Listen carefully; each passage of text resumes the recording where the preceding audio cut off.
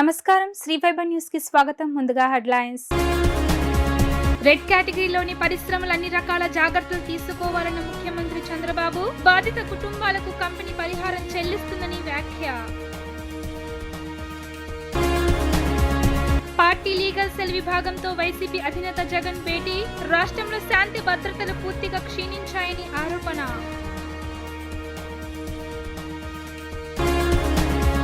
ఉచిత ఇసుక విధానంలో నేటి నుంచి మార్పులు తీసుకురానున్నట్లు తెలిపిన కలెక్టర్ సృజన. ఇన్వాయిస్ లేని వాహనాలను నిల్వల కేంద్రాల వద్దకు అనుమతించే ప్రసక్తి లేదని తేల్చి చెప్పిన కలెక్టర్. రెడ్ కేటగిరీలోని పరిశ్రమలు అన్ని రకాల జాగ్రత్తలు తీసుకోవాలని ముఖ్యమంత్రి చంద్రబాబు స్పష్టం చేశారు. పరిశ్రమలు ప్రజల భద్రతకు ప్రాధాన్యం ఇవ్వాలని అన్నారు. పరిశ్రమలు బాధ్యత తీసుకోకుండా ఇష్టానుసారం చేస్తామంటే కుదరదని అన్నారు. బాధిత కుటుంబాలకు కంపెనీ పరిహారం చెల్లిస్తుందని తెలిపారు. అచ్యుతాపురం సేజ్లో ఓ ఫార్మా కంపెనీలో భారీ ప్రమాదం జరిగి పెద్ద ఎత్తున ప్రాణ నష్టం జరిగింది. బాధితులను, మృతుల కుటుంబాలను పరామర్శించి ప్రమాదం జరిగిన ఫార్మా కంపెనీని పరిశీలించారు. ఈ సందర్భంగా ఆయన మీడియాతో మాట్లాడుతూ ఘటనలు జరిగినప్పుడు పరిశ్రమలు వెంటనే అంతర్గత విచారణ జరపాలని ఉద్ఘాటించారు. పరిశ్రమలో భద్రతా ప్రమాణాలను పాటించకపోతే ఇబ్బందులు వస్తాయని పేర్కొన్నారు. ఫార్మా కంపెనీ ఘటనపై ఉన్నత స్థాయి విచారణ కమిటీ వేస్తున్నామని ప్రకటించారు. పరిశ్రమల్లో ఏం జరిగింది, ప్రమాదం వెనుక కారణాలేంటి, లోపాలపై ఈ కమిటీ విచారిస్తుందని తెలిపారు. అంతేకాకుండా పరిశ్రమలకు ఉన్న ఇబ్బందులపైన కమిటీ విచారిస్తుందని వివరించారు. కమిటీ నుంచి నివేదిక వచ్చాక ఎవరు తప్పు చేసినట్టు తేలినా వదిలిపెట్టేది లేదని హెచ్చరించారు. బాధిత కుటుంబాలను ఆదుకునే బాధ్యత ప్రభుత్వం తీసుకుంటుందని స్పష్టం చేశారు. పరిశ్రమల్లో సేఫ్టీ ఆడిట్ కోసం కమిటీ ఏర్పాటు చేస్తామని, ప్రమాదాలు పునరావృతం కాకుండా చర్యలు చేపడతామని చెప్పారు. ప్రమాదాలు తగ్గించేందుకు ప్రయత్నిస్తామని, ఎవరైనా కుట్రలు చేసినా ఎక్కువ రోజులు సాగవని హెచ్చరించారు. ఒక పక్క ఇండస్ట్రీస్ రావాలి, కానీ రెండో పక్కన కూడా సేఫ్టీ కూడా అంతే ప్రాధాన్యత ఇవ్వాలి. ఆ విషయాలు కూడా నేను వచ్చినప్పుడు మొత్తం మీకు ఎక్స్ప్లెయిన్ చేస్తాను. ఇక్కడ ఫార్మా కంపెనీలు మీరు చూస్తే వేపర్ క్లౌడ్ ఎక్స్ప్లోషన్, దీంతో మొత్తం అక్కడుండే ముందుగానే ఇది ఇన్ఫ్లేమబుల్, అది సరిగా మేనేజ్ చేయకుండా, కానీ కారణాలు ఏమైనా కావచ్చు, జస్టిఫికేషన్ ఉండొచ్చు, జస్టిఫికేషన్ లేకపోవచ్చు, కానీ ప్రాపర్ ఎస్ఓపి ఫాలో కాలేదనేది క్లారిటీ. ఎవరైనా సరే ప్రాపర్ ఎస్ఓపి ఫాలో అయితే ఈ ప్రాబ్లం వచ్చేది కాదు. I want to go very clearly. నేను ఒకసారి అప్పీల్ చేస్తున్నా ఆల్ ఇండస్ట్రియలిస్టులకి, మీరు కూడా ఈ రెడ్ కేటగిరీలో ఉండే ఇండస్ట్రీస్ అన్నీ మీరు జాగ్రత్తలు తీసుకోవాలి. మీరు మాకు కూడా గవర్నమెంట్కి కానీ ప్రజలకు కానీ ఇండస్ట్రీ రావాలి, ఎంప్లాయ్మెంట్ కావాలి, వెల్త్ క్రియేట్ చేయాలి. అదే సమయంలో ప్రజల సేఫ్టీ కూడా ఈక్వల్ ఇంపార్టెన్స్ ఇవ్వాలి. అందుకే ఆల్ ఇండస్ట్రియలిస్ట్ని ఈ మీటింగ్ ద్వారా నేను పిలిపిస్తున్నాం. ఇమ్మీడియట్గా మీరు సేఫ్టీ మెజర్స్ అన్నీ మీరు ఇంటర్నల్ ఆడిట్ చేయండి.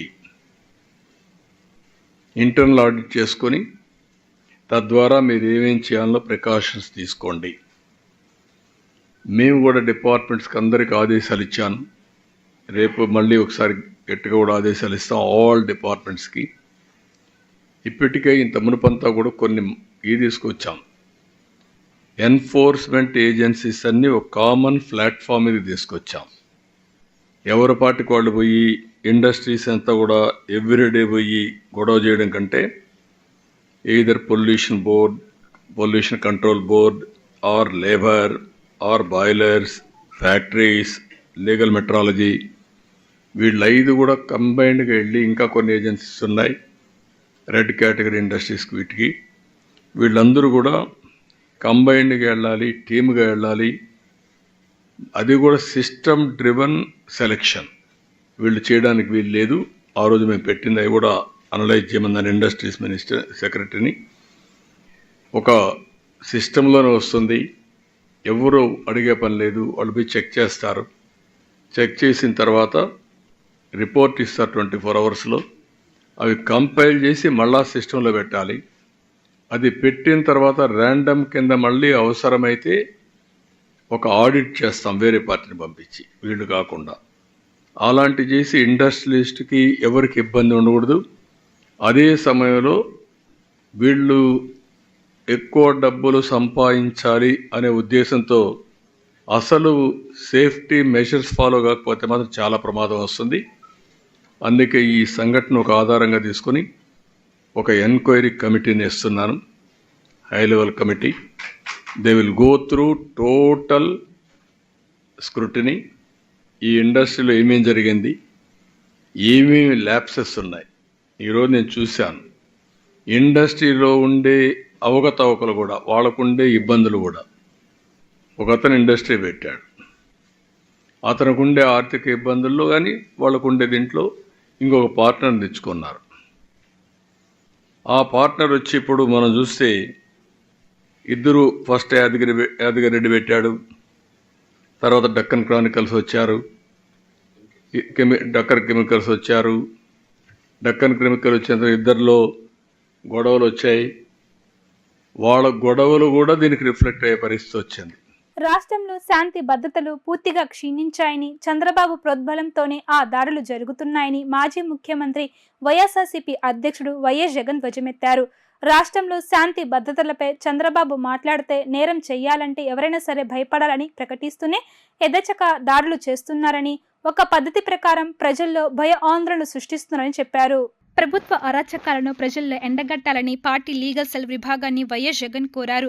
వారి దమన నీతిపై ప్రజల్లో అవగాహన కల్పించాలని అన్నారు. తన క్యాంప్ కార్యాలయంలో పార్టీ లీగల్ సెల్ రాష్ట్ర విభాగం సభ్యులతో మాట్లాడుతూ ఇలాంటి పరిస్థితుల్లో మీ అవసరం చాలా ఉందని అన్నారు. ఎందుకంటే ఇప్పుడు ఏదైనా విషయాన్ని కోర్టు దృష్టికి తీసుకుపోవాలంటే ఎక్కడో ఒక చోట చొరవ అవసరం. అలా ఎవరో ఒకరు చొరవ చూపకపోతే కోర్టులు కూడా వినే పరిస్థితి ఉండదు. కేసులు పెట్టించడం దగ్గర నుంచి అవి కోర్టుల వరకు వెళ్లడం, వాటిపై కోర్టుల్లో వాదనలు వినిపించి మన వారికి న్యాయం చేయడానికి అడుగులు వేస్తే తప్ప వైసీపీ కార్యకర్తలకు న్యాయం అందించలేని పరిస్థితి నెలకొంది. అందుకోసం ఒక పద్ధతి ప్రకారం అడుగులు వేద్దామని సూచించారు. రాష్ట్రంలో ఎక్కడ న్యాయం, ధర్మం కనిపించడం లేదు. పోలీసులు పూర్తిగా ప్రేక్షక పాత్ర వహిస్తున్నారు. ఎవరైనా తమకు అన్యాయం జరిగిందని చెప్పి పోలీసుల దగ్గరకు వెళ్ళి కేసు పెట్టడానికి ప్రయత్నం చేస్తే ఆ విధంగా వెళ్ళిన బాధితులపైనే వాళ్ళ ఎదురు కేసులు పెట్టే పరిస్థితి కనిపిస్తుంది. ఏ స్థాయిలోకి ఈరోజు దిగజారిన లా అండ్ ఆర్డర్ కనిపిస్తూ ఉందనంటే, పై స్థానంలో పైనున్న వాళ్ళు రెడ్ బుక్లు పెట్టుకుంటారు. ఆ రెడ్ బుక్లలో మంచి చేసిన వాళ్ళ పేర్లు ఏదైనా పెట్టుకొని వాళ్ళకు మంచి చేసే కార్యక్రమం జరుగుతుందని అంటే అది కాదు. రెడ్ బుక్లలో ఎవరిని తొక్కాలి, ఎవరిని నాశనం చేయాలి, ఎవరి ఆస్తులు ధ్వంసం చేయాలి, ఎవరి మీద కేసులు పెట్టాలి అనే అంశాల మీద రెడ్ బుక్కులు తయారు చేసుకొని పై స్థానంలో ఉన్న వాళ్ళు రెడ్ బుక్కుల పేరుతో అరాచకాలు సృష్టిస్తూ దొంగ కేసులు పెడుతూ ఎలా ఇరికించాలి అని చెప్పి ఆరాట పడుతూ విధ్వంసానికి పై స్థాయిలో వాళ్ళు పాటుపడుతూ ఉంటే, కింది స్థాయిలోకి వచ్చేసరికి ఎవరెవరి స్థాయిలో వాళ్ళు కూడా రెడ్ బుక్కులు తెరవడం మొదలుపెట్టారు. ఈరోజు ఎక్కడా కూడా న్యాయం కనిపించడం లేదు, ధర్మం కనిపించడం లేదు. పోలీసులు పూర్తిగా ప్రేక్షక పాత్ర వహిస్తూ ఉన్న పరిస్థితులే కనిపిస్తూ ఉన్నాయి. మొట్టమొదటిసారిగా ఈరోజు పోలీసుల సమక్షంలోనే పోలీసులు దగ్గరికి ఎవరైనా కూడా మాకు అన్యాయం జరిగిందని చెప్పి పోలీసుల దగ్గరికి వెళ్ళి కేసు పెట్టడానికి మనం ప్రయత్నం చేస్తే ఎదురు కేసులు మన వారిపై కూడా వాళ్ళే పెట్టే పరిస్థితులకి ఈరోజు కనిపిస్తూ ఉన్నాయి. ఎలాంటి దారుణమైన పరిస్థితిలో ఈరోజు వ్యవస్థలు కూడా ఉన్నాయనంటే, అన్ఫార్చునేట్గా మనకు ఒక ఈనాడు, ఒక ఆంధ్రజ్యోతి, ఒక TV5 ఇలాంటి గోబుల్స్ ప్రచారం చేసే మాధ్యమాలు కూడా మన దగ్గర లేవు. ఈరోజు మీ అవసరం చాలా ఉంది. ఎందుకనంటే కోర్టుల దృష్టికి, న్యాయస్థానాల దృష్టికైనా కూడా ఏదైనా మనం తీసుకొని పోవాలి అని అంటే ఇనిషియేటింగ్ ఎక్కడో ఒకసారి జరగాలి. కాబట్టి మీ అందరితో కూడా నేను ఒకటి చెప్తా ఉన్నా, మీరు చేయబోయే పాత్ర చాలా అవసరం. అందరం ఒక తాటి మీదకి వద్దాం. ఒక తాటి మీదకి వచ్చి అందరం గట్టిగా యుద్ధం చేస్తేనే ఈ తెలుగుదేశం పార్టీ చేస్తూ ఉన్న అన్యాయాలను ఎత్తి చూపగలుగుతాం. వీళ్ళు చేస్తూ ఉన్న ప్రజా వ్యతిరేక పాలనను మనం ప్రజల్లోకి గట్టిగా తీసుకుని పోగలుగుతాం. ప్రతి నియోజకవర్గంలోనూ కూడా మనం మన కార్యకర్తలకు అండగా ఉండే కార్యక్రమం జరగాలి.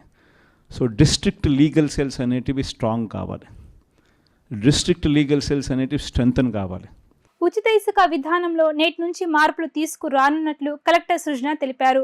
ఈ క్రమంలో బుకింగ్ ప్రత్యేక కేంద్రాలను ఏర్పాటు చేస్తున్నట్లు తెలిపారు. ఇకపై స్టాక్ పాయింట్ల వద్ద బుకింగ్ ఉండదన్నారు. సాట్ల కేటాయింపు ఉంటుందని, ఇన్వాయిస్ లేని వాహనాలను నిల్వల కేంద్రాల వద్దకు అనుమతించే ప్రసక్తే లేదని ఆమె తేల్చి చెప్పారు. నగరంలోని విడిది కార్యాలయంలో జేసీనిధి మీనాతో కలిసి విలేకరులతో కలెక్టర్ సృజన మాట్లాడుతూ బుకింగ్ కేంద్రాలు ఉదయం 6 గంటల నుంచి సాయంత్రం 4 గంటల వరకు పనిచేస్తాయన్నారు.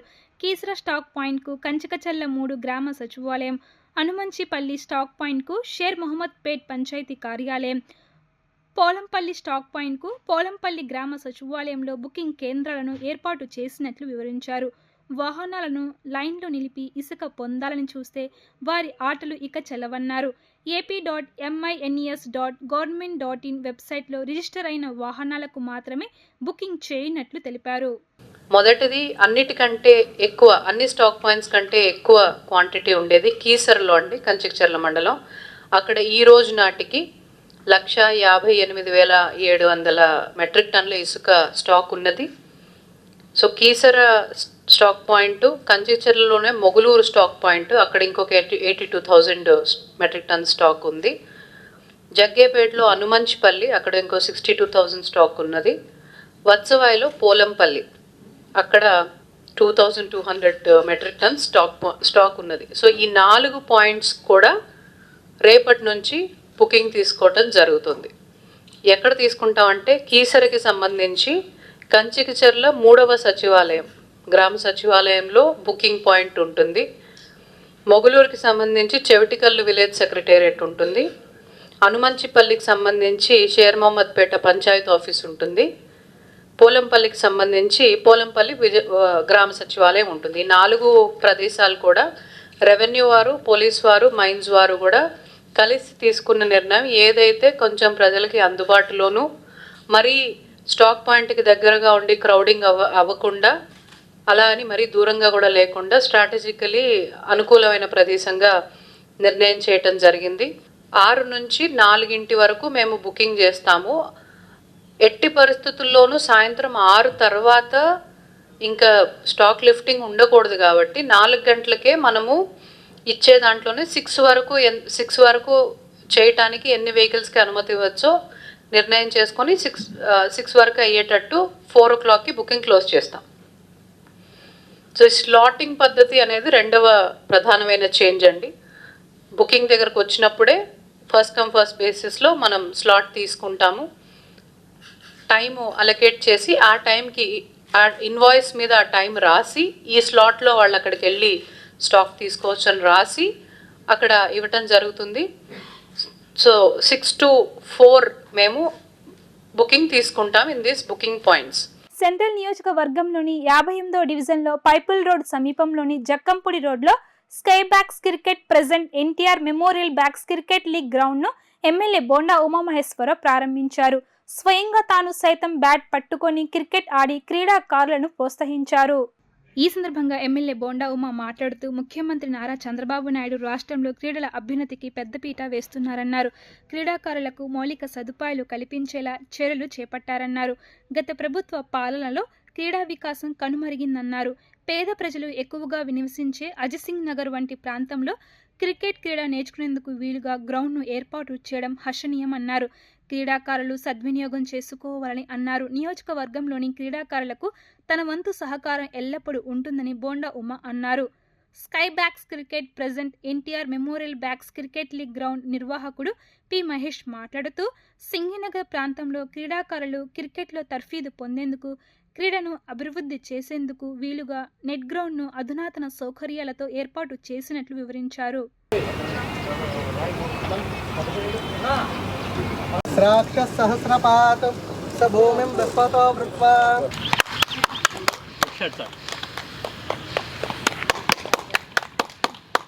గవర్నీలు ఎమ్మెల్యే గారు బోండా ఉమ్మ గారు ఈ రోజున ఇది స్కై బాక్స్ నెట్ క్రికెట్ అనేది ఓపెన్ చేయడం జరిగిందండి.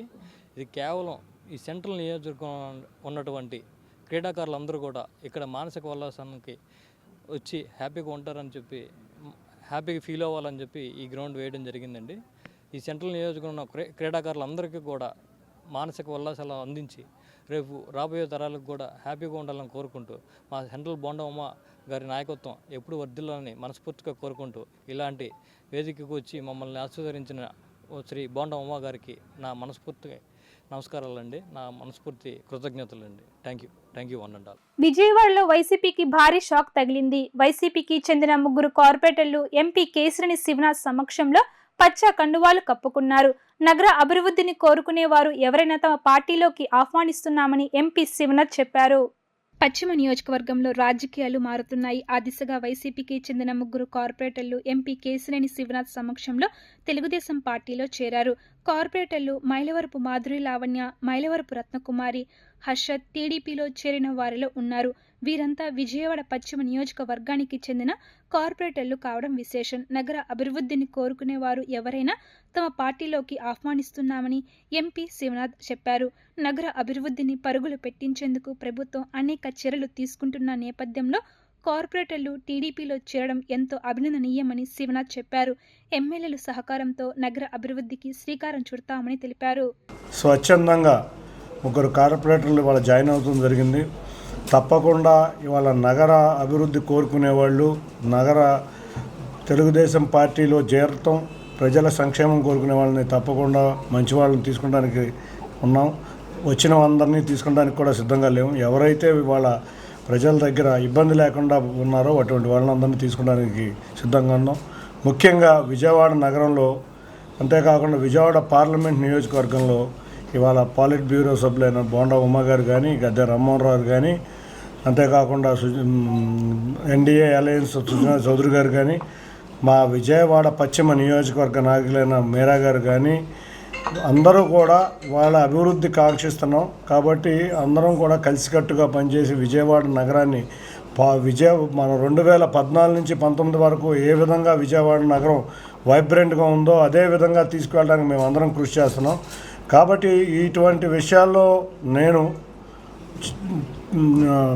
జూనియర్నైనా నన్ను సహకరిస్తున్న ఈ పెద్ద నాయకులందరికీ కూడా వాళ్ళతో పాటు ఇవాళ వస్తున్న మంచిగా ఉన్న నాయకులను కూడా తప్పకుండా తీసుకుని విజయవాడ అభివృద్ధికి కృషి చేస్తాం. తప్పకుండా విజయవాడలో తెలుగుదేశం కంచుకోట అనే విధంగా మరే పార్టీ ఇక్కడ అంటే అపోజిషన్ పార్టీలు, ఎన్డీఏ కాదు, మరి ఏ అపోజిషన్ పార్టీ కూడా ఇక్కడ నామరూపాలు లేకుండా చేసే విధంగా మేమందరం కలిసికట్టుగా పనిచేస్తాం. 2019-2024 మధ్య 5 సంవత్సరాల జగన్మోహన్ రెడ్డి వైసీపీ పరిపాలనలో విజయవాడ నగరం అభివృద్ధి కళతప్పింది. ఎన్నో కోటి ఆశలతో రాజకీయాల్లోకి వచ్చినటువంటి కార్పొరేటర్లు తమ డివిజన్ని, తమ నగరాన్ని అభివృద్ధి చేసుకోవడానికి ఎన్నో రకాలుగా వాళ్ళు ఎన్నో ఆశలతో రాజకీయాల్లోకి అడుగుపెట్టి కార్పొరేటర్లకు ఎదుగైనాక ఆ రోజు కనీసం చిల్లిగవ్వ నిధులు లేక గ్రూప్ తగాదాలతో, వైసీపీ యొక్క విధానాలతో వాళ్ళు అన్ని రకాలుగా నష్టపోయారు. ఇవాళ అభివృద్ధికి చిరునామాన్న తెలుగుదేశం పార్టీ అధికారంలోకి వచ్చినాక ముఖ్యంగా ఏకనాయకత్వం, పార్లమెంట్ సభ్యులు కేశినేని శివనాథ్ చిన్ని గారు వచ్చినాక విజయవాడలో ఎన్డీఏ పార్టీలు కానీ, 7 శాసనసభ్యులు కానీ, అలాగే మిగిలినటువంటి నాయకత్వం అంతా కూడా ఒకే తాటి మీద విజయవాడ నగర అభివృద్ధి ముఖ్యంగా లక్ష్యంగా అని చెప్పి ముందుకెళ్తున్న ఈ తరుణంలో ఎంతసేపు విజయవాడ నగరానికి ఏ ప్రాజెక్ట్ తేవాలి, ఢిల్లీ నుంచి ఏ నిధులు తేవాలని చెప్పి నిరంతరం కష్టపడుతున్న పార్లమెంట్ సభ్యుడి నాయకత్వంలో ఈరోజు వైఎస్ఆర్ కాంగ్రెస్ పార్టీ నుంచి చేరుతున్నటువంటి 3 కార్పొరేటర్లు ఈ రోజున హృదయపూర్వకంగా తెలుగుదేశం పార్టీ కుటుంబంలోకి ఆహ్వానిస్తూ ఉన్నాం. పశ్చిమ నియోజకవర్గంలోనే కాదు, సెంట్రల్ నియోజకవర్గంలో కూడా త్వరలో చేరికలు ఉంటాయి. అన్ని చోట్ల నుంచి కూడా ఖచ్చితంగా అభివృద్ధికి ఆకాంక్షించే వాళ్ళందరూ కూడా అధికార పార్టీ తెలుగుదేశం వైపు వస్తానికి సిద్ధంగా ఉన్నారు. రేపు ఢిల్లీ వెళ్ళొచ్చినాక మరి ఎంపీ గారు మిగిలిన విషయం కూడా మాట్లాడి మిగతా వాళ్ళని కూడా తీసుకోవడానికి అన్ని చర్యలు చేపడతాం. ఏదేమైనా అభివృద్ధిలో భాగస్వాములు కావడానికి ముందుకు వచ్చినటువంటి 3 కార్పొరేటర్ని హృదయపూర్వకంగా తెలుగుదేశం పార్టీలోకి ఆహ్వానిస్తూ ఉన్నాం. నాగుల మీరా గారు, సుబ్బారావు గారు, వంశాన్ సుబ్బారావు గారు, మిగిలిన నాయకులు అందరినీ కూడా అభినందిస్తాం. ముఖ్యమంత్రి నారా చంద్రబాబు నాయుడు పట్ల వైసీపీ అగ్రనాయకత్వం వ్యవహరిస్తున్న తీరుపై టీడీపీ నేత మాజీ మంత్రి కేఎస్ జవహర్ రెడ్డి మండిపడ్డారు. అమరావతిలో కేఎస్ జవహర్ రెడ్డి విలేకరులతో మాట్లాడుతూ ఆంధ్రప్రదేశ్ అభివృద్ధికి శ్రీకారం చుట్టిన సీఎం చంద్రబాబు నాయుడుని అడుగడుగునా అడ్డుకోవాలని వైసీపీ అధినేత మాజీ సీఎం వైఎస్ జగన్ ప్రయత్నిస్తున్నారని ఆరోపించారు. ఓటుకు నోటు కేసులో చంద్రబాబుపై బురద జల్లాలని ఆ పార్టీ నేతలు విశ్వ ప్రయత్నాలు చేస్తున్నారని విమర్శించారు. అందుకోసం కరకట్ట కమల్ హాసన్ అలియాస్ ఆల రామకృష్ణారెడ్డి వైఎస్ జగన్ తీవ్రంగా ప్రయత్నించారని ఆగ్రహం వ్యక్తం చేశారు. సీఎం చంద్రబాబు విషయంలో వైఎస్ జగన్మోహన్ రెడ్డికి సుప్రీంకోర్టు తాజా తీర్పు చెంపదెబ్బ లాంటిదని అభివర్ణించారు. మీ యొక్క రాజకీయ అవసరాల కోసం మమ్మల్ని వాడుకోవద్దని ఒక ఘాటు వ్యాఖ్యలు సుప్రీంకోర్టు చేసిందంటే, ఒక నేరస్తుడు దాదాపుగా 16 నెలలు జైల్లో ఉండొచ్చిన వ్యక్తి, దాదాపుగా 30 కేసులు పైగా ఛార్జ్షీట్లో ఉన్నటువంటి వ్యక్తి, ఈ రాష్ట్రంలో ప్రజలు ఒక్క ఛాన్స్ పేరు మీద వస్తే ఆయనకు ఒక్క ఛాన్స్ ఇచ్చిన తర్వాత ఏమైందో చూసినటువంటి ప్రజలు ఈరోజు జగన్మోహన్ రెడ్డి సుప్రీంకోర్టు మెట్లెక్కి ఓటుకు నోటు కేసు సంబంధించి మాట్లాడుతున్న సందర్భం చూస్తే డైరెక్ట్గా, ఎందుకంటే మొట్టికాయలు అనేది హైకోర్టులో వేశారు, ఆ మొట్టికాయలు సరిపోలేదని చెంపదెబ్బలు కావాలని సుప్రీంకోర్టుకు వెళ్ళినటువంటి పరిస్థితి చూస్తూ ఉంటే, జగన్మోహన్ రెడ్డి చంద్రబాబు నాయుడు గారి మీద ఏ విధంగా బురద జల్లాలనుకుంటుంది మనం చూస్తూ ఉన్నాం. ఎందుకంటే మీ అందరికీ 2464 పేజీలతో గతంలో సాక్షి పత్రిక ద్వారా కానీ లేదా ప్రజలకు కానీ తన తల్లి విజయమ్మ గారితో చంద్రబాబు నాయుడు గారి మీద వేసి అబాసుపాలైనటువంటి పరిస్థితి కానీ, అదేవిధంగా 2019-24 మధ్య 12 పైగా కేసులు పెట్టి ఆయన్ని వేధించినటువంటి పరిస్థితి కానీ, 15 సభా సంఘాలు, 3 మంత్రివర్గ సంఘాలు, 4 న్యాయ విచారణలు, ఒక సిబిసిఐడి 5 ఇలాగా ఉన్నతాధికారులతో విచారణ చేసి కొండను తవ్వి ఎలుకను పట్టాలనుకుంటే ఎలుక లేదు, కొండ లేదు, ఏమీ లేనటువంటి పరిస్థితి జగన్మోహన్ రెడ్డికి అర్థమైన తర్వాత ఈరోజు కూడా ఆయన మానకుండా చంద్రబాబు నాయుడు గారిని ఏదో విధంగా ప్రజల్లో చులకం చేయాలి, ఆయన మీద ఏ విధంగానైనా మచ్చ వేయాలని ఒక ప్రయత్నం చేస్తున్నాడు. దీన్ని తీవ్రంగా ఖండించాల్సినటువంటి పరిస్థితి ఉంది. తన అనుంగి శిష్యుడు ఆర్కే, ఎందుకంటే ఈ మంగళగిరి ప్రాంతంలో అందరికి కూడా తెలుసు, ఎప్పుడైతే లోకేష్ బాబు గారు బంతి ఎలా ఎగిసిపడుతుందో అలా ఎగిసిపడిన తర్వాత ఆయన తిరిగి రాష్ట్రంలోగానే కాదు మంగళగిరిలో కూడా నాయకుడిగా విజృంభిస్తాడు. నేను ఆయనతో పోటీ చేయలేనని తప్పుకొని షర్మిల కాళ్ళ మీద పడి షర్మిల పార్టీలోకి వెళ్ళి అక్కడి నుంచి కూడా మళ్ళీ కాదని మళ్ళీ అగైన్ జగన్మోహన్ రెడ్డి దగ్గరకు వచ్చి ఒక నాటకానికి తెరలేపినటువంటి కరకట్ట కమల్ హాసన్, జగన్మోహన్ రెడ్డి, వీళ్ళిద్దరు కూడా పని ఏంటంటే జగన్మోహన్ రెడ్డి తన ఆలోచన ఆర్కేకి చెప్పడం, ఆర్కే తన ఉన్నటువంటి జ్ఞానాన్ని, ఎందుకంటే దురదృష్టం ఏంటంటే నేను చదువుకున్న కాలేజీలో ఆయన చదివాడని ఎవరో చెప్పారు, మరి ఆ కాలేజీలో వాళ్ళంతా నెగిటివ్ ఫోర్స్ కానీ నెగిటివ్ మెంటాలిటీ కానీ ఎవరికి లేదు. మరి ఆ వ్యక్తికి ఎలా వచ్చిందో తెలియదు, కానీ ఒక పవిత్రమైనటువంటి కాలేజీలో చదివినటువంటి వ్యక్తి ఈ విధంగా అపవిత్రమైన పనులు చేయడానికి, అబద్ధపు సాక్ష్యాలు చెప్పడానికి ఈ కరకట్ట కమల్ హాసన్ జగన్మోహన్ రెడ్డికి ఉన్నటువంటి తన ఆలోచనని ప్రజలందరికీ పంచుతూ ఉన్న పరిస్థితి చూస్తూ ఉన్నాం. ఇంద్రకీలాద్రిపై అమ్మవారిని బీజేపీ రాష్ట్ర అధ్యక్షురాలు ఎంపీ దగ్గుబాటి పురంధేశ్వరి దర్శించుకున్నారు. కుటుంబ సభ్యులతో కలిసి విచ్చేసి శ్రీ అమ్మవారి ఖడ్గమాలచన సేవలో పాల్గొన్నారు. వీరికి ఆలయ వేద పండితులు వేద ఆశీర్వచనం చేసి శ్రీ అమ్మవారి ప్రసాదములు, శేష వస్త్రము, చిత్రపటం అందజేశారు. అక్రమాస్తుల కేసులో A1, A2 నిందితులుగా అభియోగాలు ఎదుర్కొంటున్న మాజీ సీఎం జగన్, వైకాపా ఎంపీ విజయసాయిరెడ్డి విదేశాలకు వెళ్తే మళ్లీ రాష్ట్రానికి తిరిగొస్తారని గ్యారంటీ ఏంటని టీడీపీ పొలిట్ బ్యూరో సభ్యుడు వల్లరామయ్య సందేహం వ్యక్తం చేశారు. బడా నేరస్తులంతా లండన్కి పారిపోవడం చూస్తూనే ఉన్నామని, జగన్ కూడా అక్కడికే వెళ్లడం వెనుక ఆంతర్యం ఏమిటి అని వల్లరామయ్య ప్రశ్నించారు. అక్రమాస్తుల కేసులో A1, A2 నిందితులుగా అభియోగాలు ఎదుర్కొంటున్న మాజీ CM Jagan, YCP MP Vijayasai Reddy విదేశాలకు వెళ్తే మళ్లీ రాష్ట్రానికి తిరిగొస్తారని గ్యారంటీ ఏంటని తెలుగుదేశం పార్టీ పొలిట్ బ్యూరో సభ్యుడు వల్లరామయ్య సందేహం వ్యక్తం చేశారు. ఎవరిపైనున్న 11 కేసులపై సుప్రీంకోర్టు ప్రధాన న్యాయమూర్తి జస్టిస్ డివై చంద్రచూడ్ రోజువారీ విచారణ చేపట్టాలని కోరారు. మంగళగిరిలోని టీడీపీ కేంద్ర కార్యాలయంలో నిన్న ఆయన విలేకరులతో మాట్లాడారు.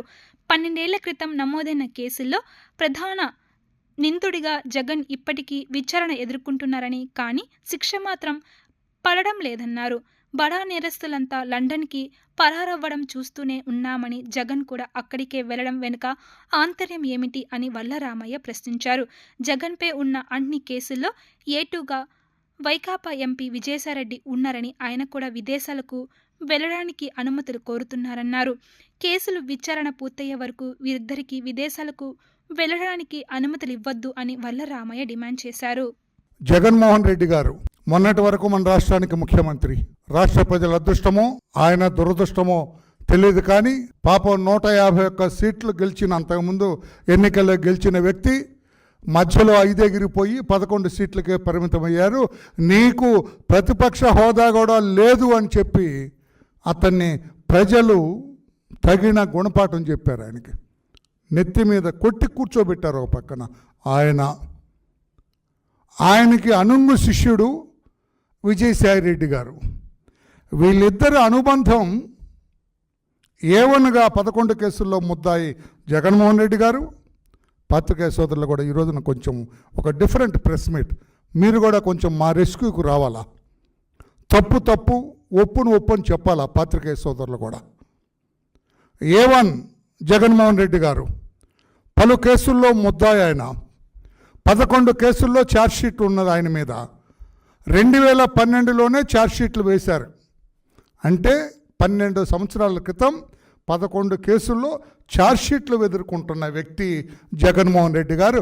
మొన్నటి వరకు మన రాష్ట్ర ముఖ్యమంత్రి, ఈనాడు శాసనసభ్యుడిగా మిగిలాడు. A2 విజయసాయిరెడ్డి గారు గౌరవ పెద్దల సభ సభ్యుడు. ఆయన అంటే రాజ్యసభ సభ్యుడు. మన రాజ్యాంగం ప్రకారం, డాక్టర్ అంబేద్కర్ రాసిన రాజ్యాంగం ప్రకారం పెద్దలు, మంచి రికార్డు ఉన్న వాళ్ళు, నీతివంతమైన జీవితాన్ని గడుపుతున్న వాళ్ళు లోక్సభలో పాస్ అయిన బిల్లును రాజ్యసభలో పరిశీలించి క్షుణ్ణంగా ఆ బిల్లు యొక్క బాగోగులు అణువణువున నిశితంగా పరిశీలించి ఓకే అని చెప్పే సభ పెద్దల సభ, బాధ్యతాయుతమైన సభ. మరి ఎందుకో తెలియదు, మరి రాష్ట్ర ప్రజల దురదృష్టమా, భారతదేశ ప్రజల దురదృష్టమా, రాజ్యాంగం మరి ఏదైనా కల్పించిన వెసులుబాట నాకు తెలియదు, కానీ అతను 3 సార్లు రాజ్యసభ సభ్యుడు, ఇప్పుడు రాజ్యసభ సభ్యుడు. ఈ 11 కేసుల్లో అతను కూడా A2. జగన్మోహన్ రెడ్డి అని కోర్టులో పిలిస్తే ఆ గుంపులో ఈయన కూడా పోతాడు, కోర్టులో హాజరవుతుంటాడు. ఆ రకంగా కోట్లాది రూపాయలు, 43,000 కోట్ల రూపాయలు అన్యాయక్రాంతం చేసింది ఈ team headed by mister Jaganmohan Reddy as A1 గారి టీం. ఆంధ్రప్రదేశ్ రాష్ట్ర ప్రజల సొమ్ము 43,000 కోట్ల రూపాయలు కొట్టేశారని ఛార్జ్షీట్ వేశారు. వార్తలు ముగించే ముందు హెడ్లైన్స్ మరొకసారి. రెడ్ కేటగిరీలోని పరిశ్రమలు అన్ని రకాల జాగ్రత్తలు తీసుకోవాలన్న ముఖ్యమంత్రి చంద్రబాబు. బాధిత కుటుంబాలకు కంపెనీ పరిహారం చెల్లిస్తుందని వ్యాఖ్య. పార్టీ లీగల్ సెల్ విభాగంతో వైసీపీ అధినేత జగన్ భేటీ. రాష్ట్రంలో శాంతి భద్రతలు పూర్తిగా క్షీణించాయని ఆరోపణ.